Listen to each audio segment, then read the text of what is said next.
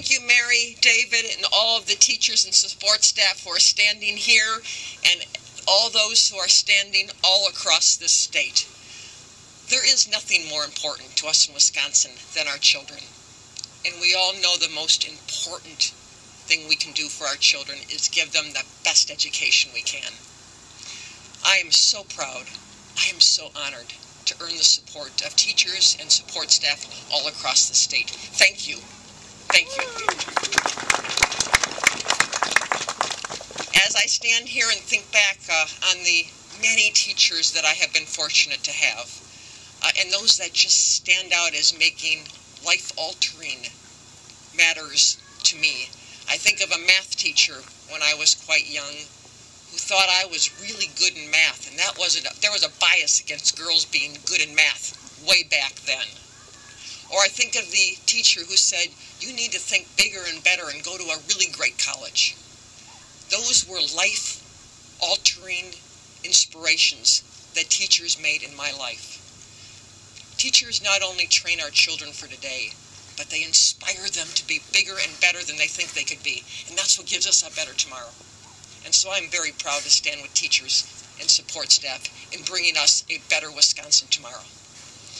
Now, we know that Governor Scott Walker, almost a year ago to this day, surprised our state by throwing out and abolishing 50 years of workers' rights.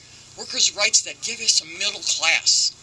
Workers' rights that treated people fairly, respectfully, at a bargaining table. That's what I've done as a county executive for 14 years, and bargaining tough but fair with 8 unions. It's respectful, and most importantly, it gets the job done. And that's the kind of governor I will be. I believe in restoring collective bargaining rights, because not only is it the respectful way to treat people who make the biggest difference in our children's lives, but also because it's the way you solve problems and move our state forward.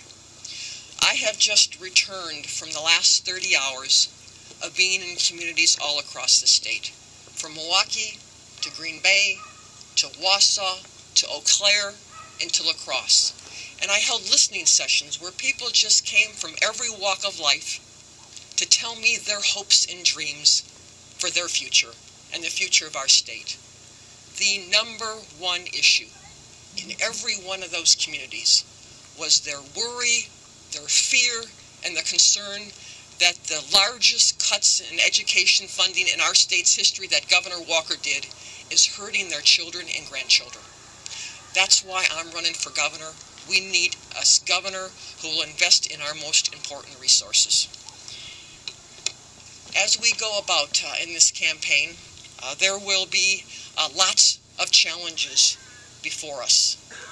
Governor Walker will have more money than anybody could possibly think could be raised in the state, whether it's from a Texas billionaire or a Missouri millionaire. But what he doesn't have is he has lost the trust of Wisconsin. And I and teachers and support staff and working men and women all across the state from public and private sectors will stand together. We will unseat Governor Walker. We will undo the harms he has done to Wisconsin, and we will move our state forward. Let's get him.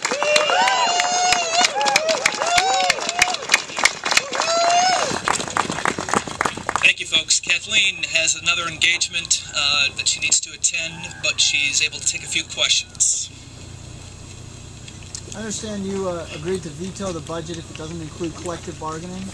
Why do you think that would be the best thing for the state to not have a budget, which could mean that schools wouldn't get full funding, for instance, if the two houses couldn't agree on a budget and you weren't willing to go along with it? Yes, I have said that I will veto a budget bill if it does not have collective bargaining.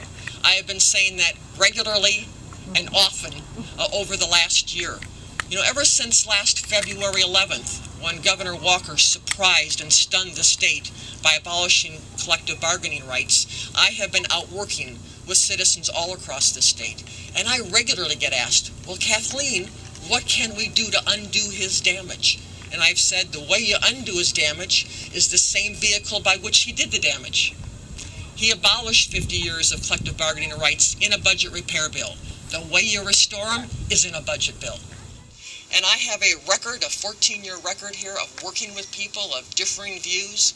I've worked with Republican sheriffs and Republican DAs. I've worked with the broad members of a 37-member county board. I know how to work with people to get the job done.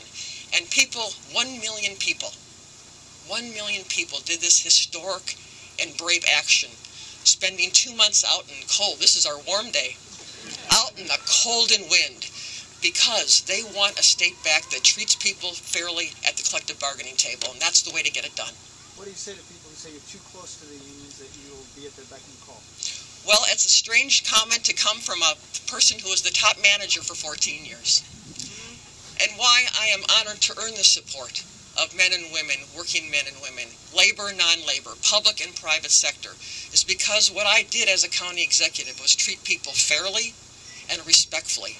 And that's how we got the job done.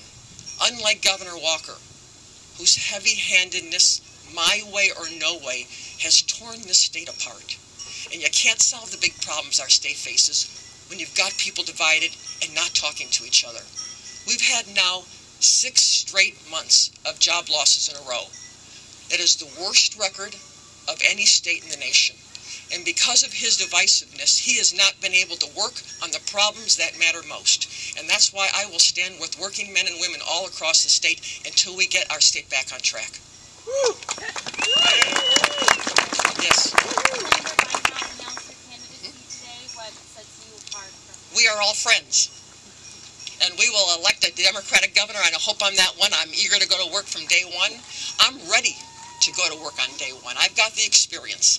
You know, I spent 20 years before being the county executive as an environmental lawyer, helping citizens all across the state, fighting to make government listen to them, fighting to make government work for them. And then I've spent 14 years leading the state's second largest county, balancing a budget year in and year out, far longer than Governor Walker. And I did it through shared sacrifice, not on the backs of any one person or people. And that's what a leader needs to do. When you have tight times and tough challenges like our state does, you need a leader that brings people together. And I'm eager to go to work for the people of Wisconsin on day one. One more? Obviously, because of the fact that there's been a lot of names that have been thrown out for the Democratic nomination, you would obviously like to be that nominee. If that does not happen, are you sure that the Democrats will unite behind a candidate regardless of who it is? Not only will Democrats unite behind a candidate, but there's a whole lot more. Independents, Republicans, people who have never been involved in the political process before. You know, the people that I have met over the last year in every corner of the state who have said, I have never done anything like this. The 2 women I met today, one in Eau Claire, comes up at 8 this morning and she says, I just had to come and meet you.